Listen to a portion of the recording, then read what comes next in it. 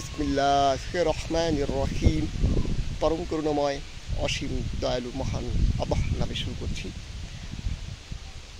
দেখুন, মানুষের শক্তি অত্যন্ত সীমাবদ্ধ।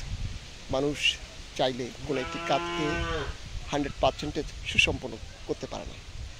আর এটা হয়তো মানুষের পক্ষে অসম্ভব, যতক্ষণ না পর্যন্ত সে মহান আল্লাহর প্রতি পূর্ণ বিশ্বাস, তার দয়া, তার করুণা প্রতি নির্ভর না করছে।